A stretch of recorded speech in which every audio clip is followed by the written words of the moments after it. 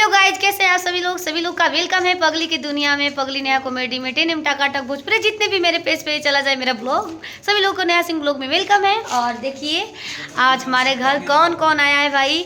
तो इधर आई हैं प्रिया दीदी और उधर सिंगर अंजलि सिंह चौहान। हाँ, और उधर है बीरू भैया। आइए छेना लेके हाँ, तो हमके बहुत अच्छा लगा। ये लोग हमारा घर आयल बनी, हमारे घर देखते हैं खंडहर जैसा भी है बन रहा है। आपसे मिलके अमन के बहुत अच्छा लगा। आपकी प्यार दुलार आशीर्वाद की वजह से अमन का यहाँ तक नहीं है तो सपोर्ट से दीदी आज अमन को बहुत ज्यादा खुश सही जाए। हम सपोर्ट हमारे तो लोग सपोर्ट में हम तो लोग के सपोर्ट में बानी। थैंक यू, बहुत अच्छा लगेला हमरो के। तो भाई करिया करिया कपड़ा पहन के बहुत अच्छा लागत है। और लाल कपड़ा पहले पर हम बैगनी पर्पल। तो बैगनी में एकदम बैगन जैसा लगा तो सुन हम देखला हम बैगनी में हमके बैगन जैसा बना। तनी गाना गावा हमरे खाती हो। अरे नीक खूब लगा तू। ए तनी पकड़िए इसको।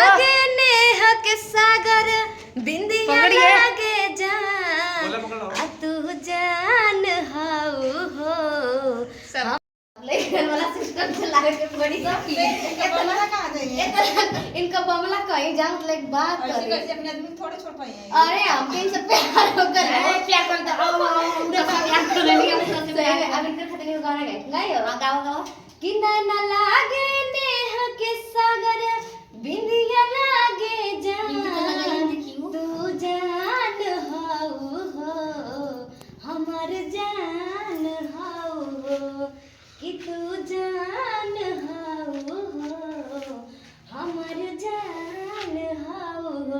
इतना निक लगा तू ना, इतना निक लगा तू ना जब ये अपन कहां रखी लागे न के हो के नजरवा कि लागे न के हो के नजरवा कजरवा करिए लागला कि लागे न के हो के नजरवा कजरवा करिए लागला तो कजर करिए तो होला लगा दी तो के लगाले ना हो इतना सुंदर लगे भाई। बैगन बैगन बैगन जैसा एकदम लगा दो नजर लगे ऐसे काजर लगा दे कि तो के नजर लगा जाए सही कौन हिला जेकर दोस्त हो हम जैसा हो हमार नजर लगे हो कि हमारे बाल बाबा उठा रही हो तो लोग जब संगी हो जाता।